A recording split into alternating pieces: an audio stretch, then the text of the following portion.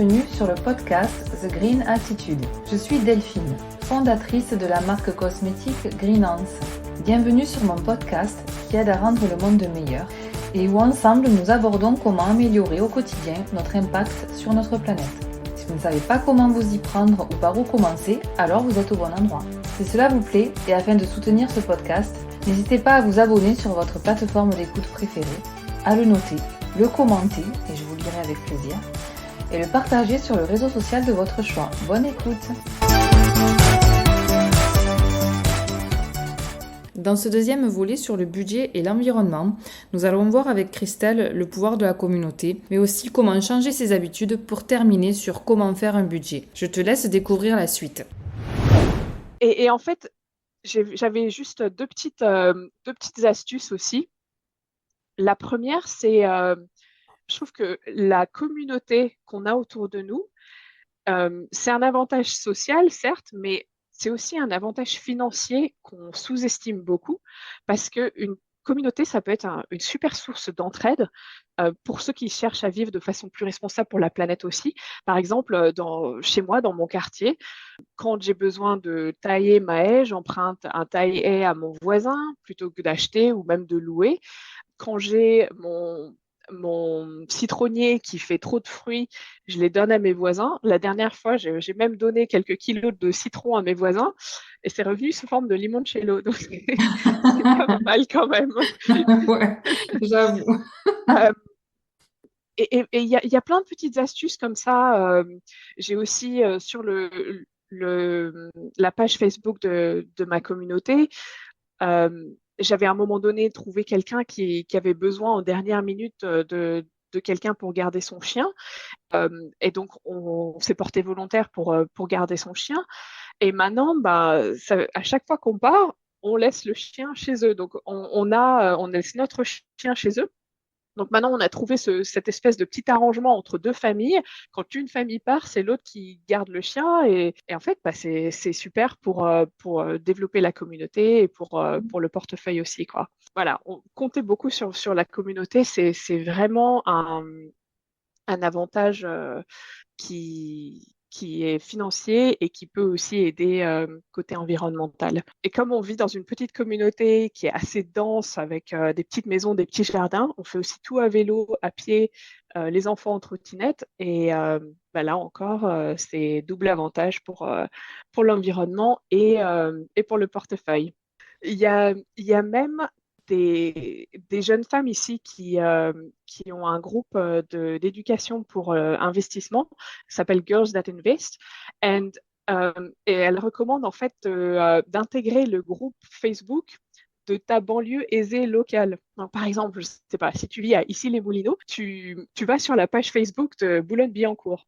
Et en fait, tu peux trouver des gens qui veulent se débarrasser, ils ont acheté un nouvel aspirateur, ils veulent se débarrasser de l'ancien qui marche encore tout à fait bien, mais ils n'ont pas envie de s'embêter à le vendre. Du coup, ils mettent sur Facebook, venez chercher mon Ah oui, aspirateur gratuit. on a fait ça. Et en fait, bah, c'est une super astuce pour arriver à trouver du petit électroménager et puis plein de choses comme ça, gratuits ou pas cher du tout. Et encore une fois, de seconde main.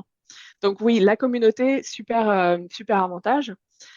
Et la deuxième note que j'avais envie la deuxième chose que j'avais envie de dire, c'est sur les cadeaux. Alors, au moment où on enregistre, on approche de Noël. Ouais. Et, euh, et pour moi, une chose dont je parle très souvent à mes clients, c'est essayer de faire ce que j'appelle la désescalade des cadeaux. Parce que souvent, donner un cadeau, c'est un aspect social très fort. Mm. Et quand on reçoit un cadeau, après, on a envie de redonner un cadeau, de préférence encore mieux. Et puis après, on multiplie les occasions, on donne de plus en plus de cadeaux. Et ça en finit jamais. Et en plus, c'est quelque chose qui mène souvent à beaucoup de gâchis parce que bah, c'est des cadeaux qui sont plus du donner pour donner que donner parce qu'on sait que la personne en a vraiment besoin ou en a vraiment envie. Et donc, faire la désescalade des cadeaux, je trouve que ça aide vraiment à rester un petit peu plus sobre dans nos dépenses sur tout ce qui est cadeau. Euh, donc, par exemple, la façon dont je l'ai mis en place ces dernières années, pour l'anniversaire de mon fils, il avait organisé une petite fête avec ses copains d'école. Et ce que j'ai fait, c'est que j'ai demandé une participation de 10 dollars max pour un cadeau commun. Mhm. Et j'ai laissé la possibilité aux gens de participer ou de ne pas participer.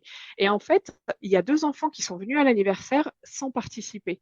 Et je trouve ça vraiment bien parce que c'est des enfants qui peut-être n'avaient pas l'argent pour acheter un cadeau et ils ont pu venir à l'anniversaire quand même. Alors que s'ils avaient dû venir avec les mains vides, ils n'auraient pas forcément osé. Oui, Donc oui. là, ça a fait que tout le monde est venu à l'anniversaire. Certains ont participé, d'autres non.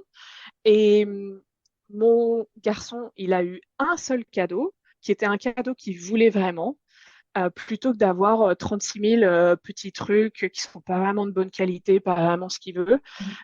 Donc là, pareil, une très bonne opportunité pour éviter le gaspillage avec un tout petit peu d'organisation. Ah, c'est une très bonne Et, idée. le, Mhm. et pour un anniversaire adulte, par exemple, ce que j'ai fait récemment pour mon anniversaire, c'est que j'ai demandé donc j'ai organisé une petite fête et j'ai demandé aux gens qui venaient de ne pas faire de cadeaux, de ne pas me faire de cadeaux, mais s'ils avaient envie de participer, de faire une petite donation à une association caritative en mon nom. Mhm. Et ça fait que ben moi, finalement, j'ai vraiment tout ce dont j'ai besoin. J'avais pas forcément besoin de cadeaux et de choses comme ça. Mais ces derniers temps, j'avais pas eu l'occasion de faire de donations à une association caritative. Et donc, ça m'a permis de faire ça par l'intermédiaire de mon cadeau. Et j'ai trouvé ça vraiment bien. Donc, c'est vraiment une pierre deux coups. Oui. Et ça évite tout ce gâchis environnemental. Est-ce que tu aides tes clients à changer leurs habitudes? Ouais. Alors, j'essaye de les encourager à changer leurs habitudes, toujours pour moi dans un but financier, mais, euh, mais qui a aussi des répercussions en termes d'environnement.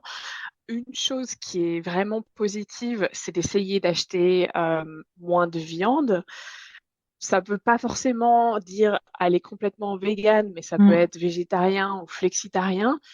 Et par exemple, à la maison, on a une recette végétarienne de lasagne que les enfants adorent. C'est juste des haricots noirs, des tomates, des carottes, du maïs, un petit peu de fromage, donc c'est pas vegan, mais ça coûte trois fois rien et les enfants, ils adorent à chaque fois.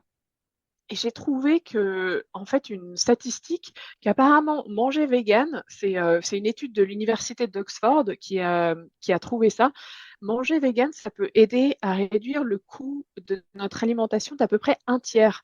Et on pense souvent que manger végétarien ou vegan, c'est cher, mais c'est parce qu'on parle de produits manufacturés, c'est parce qu'on parle de fromage vegan Mhm. qui est vraiment quelque chose qui est assez compliqué à faire et donc qui est assez cher, surtout pour essayer de retrouver la texture et le goût du produit d'origine.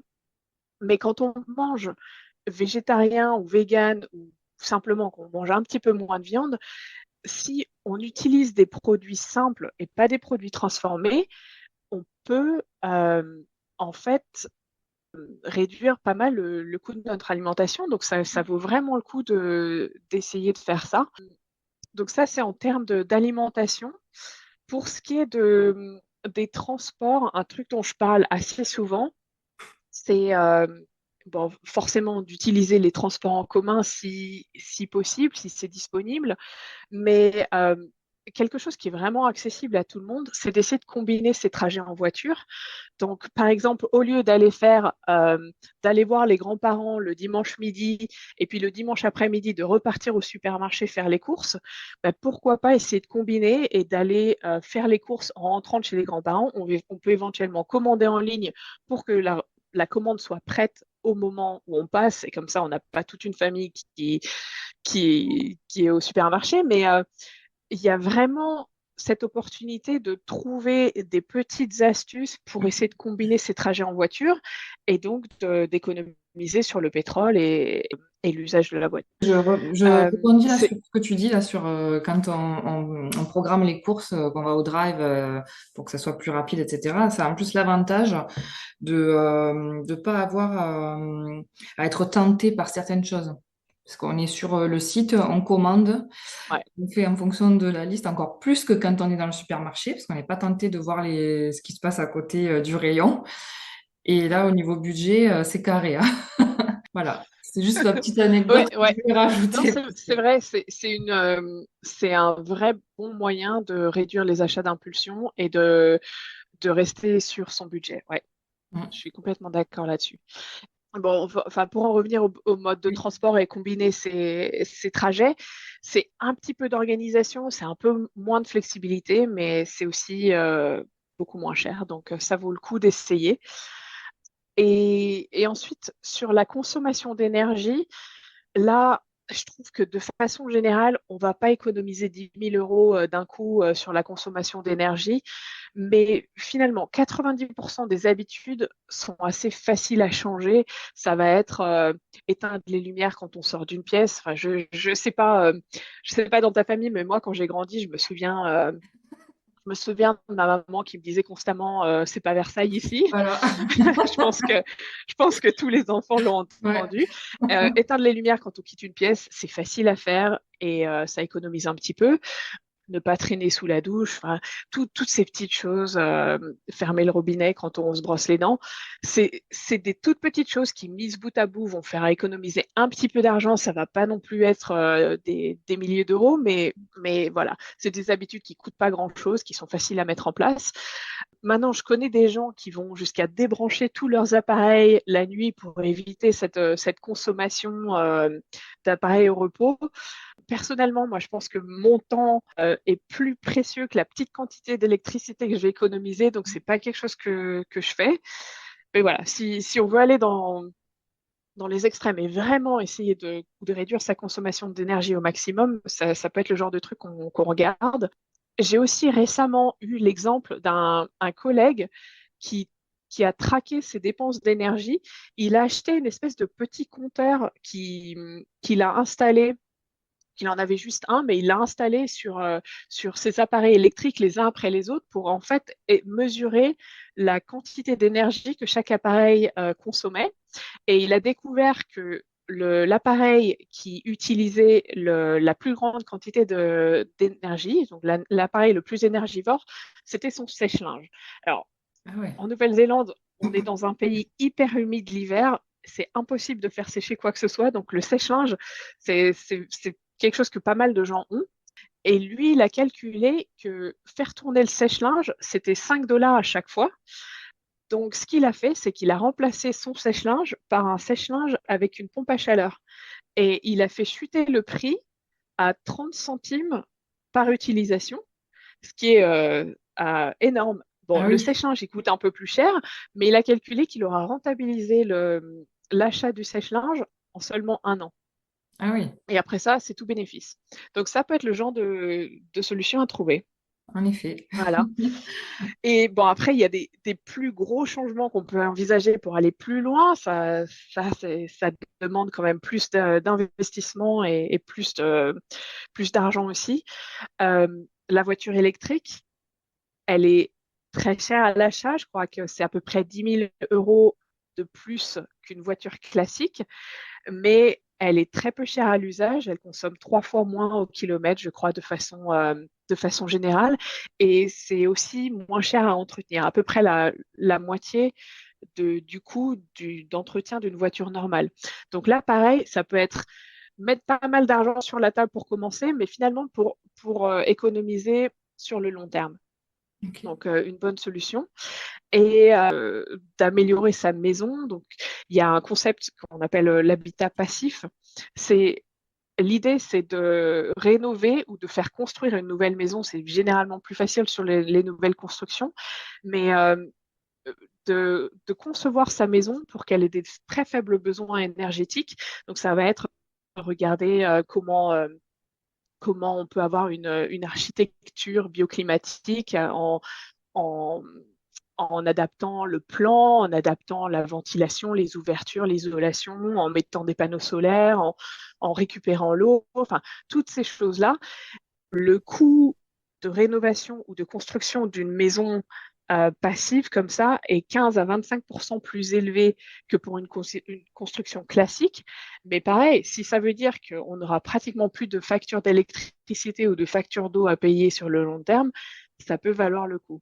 Ça, c'est des solutions qui requièrent quand même de sérieuses économies et puis un gros projet. Mais voilà, c'est super pour le budget et pour l'environnement à long terme. Il y a une seule chose que j'ai pas réussi à résoudre, c'est trouver une alternative au voyage en avion.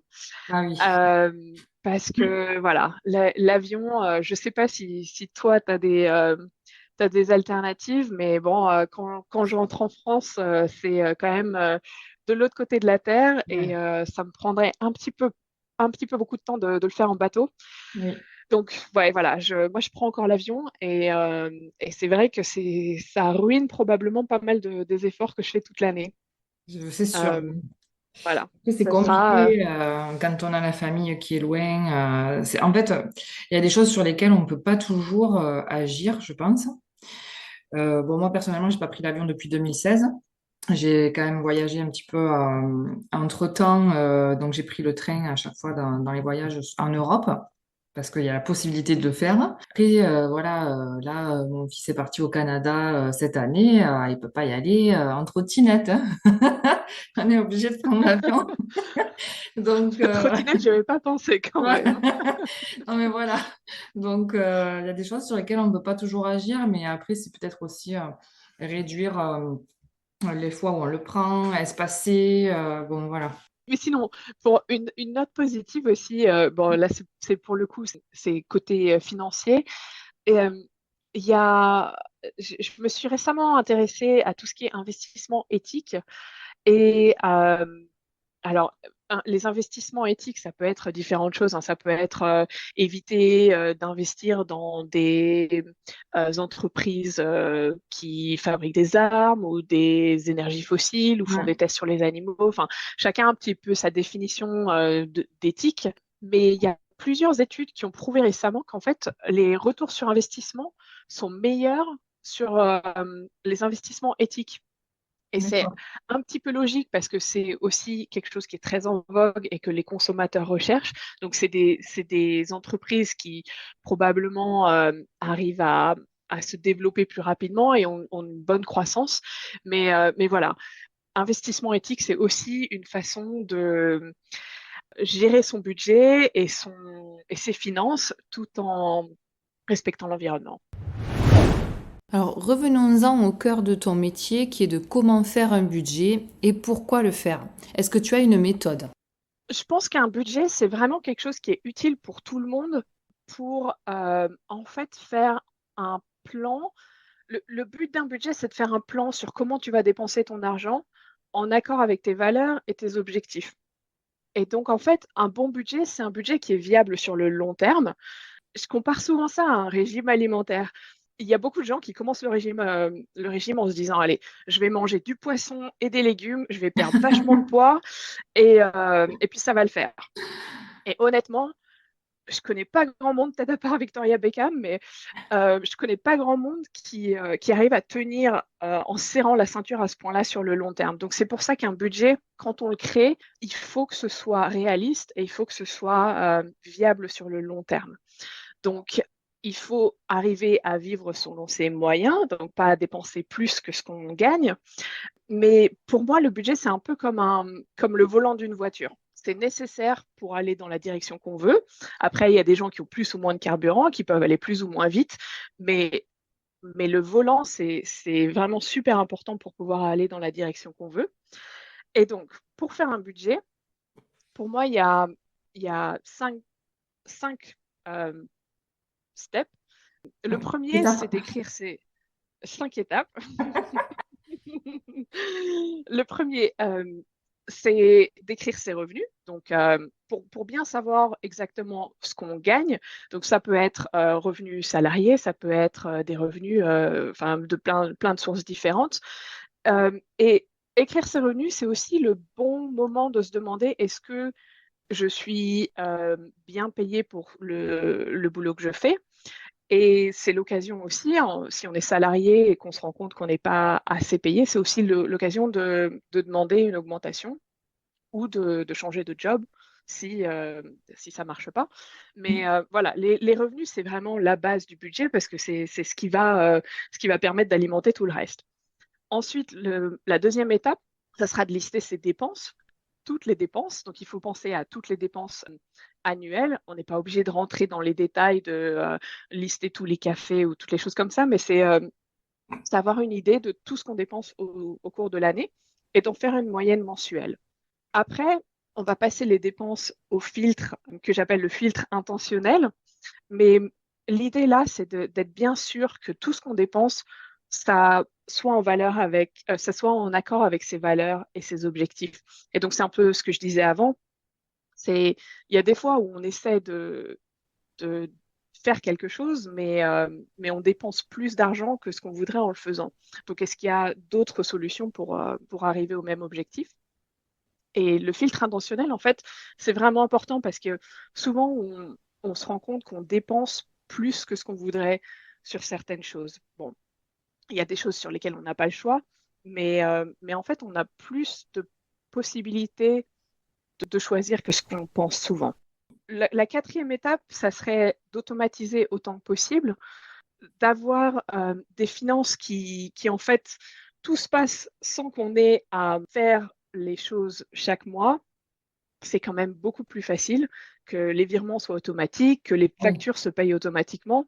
Donc, si on met tout ça en place, en fait, ça nous dégage du temps pour penser un petit peu aux choses plus importantes et à comment prendre des décisions plutôt que, mince, il faut que je me souvienne que telle facture, je dois la payer tel jour. Si on peut automatiser tout ça, c'est quand même vachement mieux. Et il y a un truc qui est vraiment bien d'automatiser, c'est si possible d'automatiser pour mettre de l'argent sur un compte d'épargne ou un investissement ou quelque chose comme ça. Mais donc, l'idée, c'est tu reçois ton salaire un jour, le lendemain, tu as un virement automatique qui sort de ton compte pour aller mettre de l'argent de côté. Comme ça, tu ne le vois pas, tu n'es pas tenté de le Mhm. dépenser. Et en fait, petit à petit, tu as un compte d'épargne qui se remplit. Et comme tu n'as pas vu l'argent, en fait, tu n'as même pas eu le temps. Il n'a même pas pu te manquer parce que tu t'es même pas rendu compte qu'il était arrivé sur ton compte. Donc ça, c'est quand même un super truc à faire pour avoir une vie financière un petit peu plus saine. Ensuite, la cinquième étape, ça serait simplement de suivre les progrès, de regarder les dettes se payer, le compte en banque se remplir, les investissements éventuellement euh, se remplir aussi. Et finalement, c'est vraiment quelque chose qui est assez satisfaisant de voir qu'on fait des progrès, que les choses s'améliorent et qu'on arrive chaque mois un petit peu plus près de ses objectifs, en fait. Je vais juste voir un peu. D'accord, ouais. Mais au départ, bon, c'est pas super simple, je pense. Si on n'a pas l'habitude, il faut que ça rentre dans la routine et les habitudes, en fait, hein. Ouais. C'est du Et changement, ça, quoi. il n'y a pas besoin que ce soit parfait dès le premier jour, mais l'idée, c'est d'améliorer le système petit à petit et d'arriver. Il y a même des gens, en fait, au bout d'un moment, ils ont tellement intégré leur budget que finalement, ils n'ont plus tellement besoin de le faire de façon régulière. Mais c'est vraiment d'essayer d'intégrer cette habitude au fur et à mesure. Et en fait, il y a deux méthodes que j'aime beaucoup utiliser. La première, c'est la méthode du budget base zéro. Ouais. L'idée de cette méthode, c'est tu sais exactement combien d'argent tu vas recevoir et tu vas donner un rôle à chaque euro. Donc, tu sais exactement comment cet argent va être utilisé avant même qu'il soit arrivé sur ton compte. Il y a des gens qui ont un salaire et c'est plus facile. Il y a des gens qui ont des revenus plus irréguliers, des entrepreneurs par exemple. C'est un petit peu plus compliqué. Il faut arriver à faire une moyenne et tout ça, mais c'est possible aussi. Et donc, en fait, en ayant un plan, ça limite l'improvisation, ça limite l'impulsion et en fait, ça nous donne plus de chances d'arriver à nos objectifs. Et la deuxième méthode, c'est la méthode 50-30-20. C'est une méthode que j'utilise un peu plus comme guide, c'est pas forcément à respecter à la lettre. 50% de ton salaire va aller sur les achats de nécessité. Ça peut être, par exemple, payer son loyer, son prêt immobilier, les assurances, les courses, enfin, ce genre de trucs qui sont pas forcément très sexy, mais dont on a besoin quand même. Ensuite, 30% pour les envies. Ça va être selon chacun. Ça va être voyage, je sais pas, les sorties, les activités, enfin, ça peut être plein de choses comme ça. Et finalement, c'est un peu ce qui va nous motiver à retourner bosser le lendemain aussi. Et ensuite, les 20 derniers pourcents, idéalement, c'est pour de l'épargne. Et ça, c'est ce qui va nous permettre de remplir nos projets pour le futur. Ce que j'aime bien dans cette méthode, c'est qu'on arrive à un équilibre entre le présent et le futur, mais aussi les achats de nécessité et les achats qui sont plus des envies, quoi. Grâce au budget, on peut arriver à trouver cet équilibre. Et ce qui est bien, c'est que quand, par exemple, je vais dépenser, je sais pas, je vais acheter mon billet d'avion, je sais que j'ai payé mes factures, je sais que j'ai payé mon prêt immobilier, je sais que j'ai payé mes courses, tout ça, et que cet argent, il a été alloué pour mes vacances et que je peux me le payer. Donc, Oui, on a l'esprit tranquille. voilà, c'est ça. Et en termes d'outils, il y a plein d'outils différents qu'on peut utiliser. Je dirais les trois principaux, c'est soit papier et stylo. Ça peut paraître simple, mais en fait, quand on écrit quelque chose, c'est un peu un contrat qu'on fait avec soi-même. Et c'est vraiment un plan, quoi. Il est écrit et en fait, ça, ça encourage plus à suivre le plan quand on l'a écrit. Le deuxième, c'est la solution que j'aime moi beaucoup, c'est d'utiliser par exemple Excel donc sur ordinateur. Et là, on a un outil qui est un peu plus performant, et sur lequel on peut avoir des choses un petit peu plus complexes et qu'on peut aussi décorer comme on veut. Et ça, c'est aussi, enfin, ça dépend des personnalités, mais moi, c'est quelque chose que j'aime beaucoup. Et la dernière option, je dirais que c'est tout ce qui est application. Donc, on peut trouver des applis. Enfin, il y en a pas mal de disponibles. Une appli, en fait, peut aider à analyser les données, peut aider un peu à mâcher le travail. Et c'est quelque chose qui peut être utile pour pas mal de monde qui trouve ça un peu rébarbatif de faire son budget. Donc voilà comment faire un budget et pourquoi. Ok, merci, c'est assez clair. Il y a du boulot. Voilà. Pour conclure cet échange, j'aimerais d'abord remercier Christelle pour sa participation dans ce podcast. Tu pourras retrouver dans la description le lien vers son compte Instagram. Faire un budget, ça peut te sembler difficile ou tu n'y avais peut-être même pas pensé, mais c'est nécessaire quels que soient ses revenus. Et faire un budget va de pair avec le respect de l'environnement. J'espère que cet échange t'a plu et t'a apporté des infos et des clés pour améliorer ton quotidien tout en prenant soin de la planète.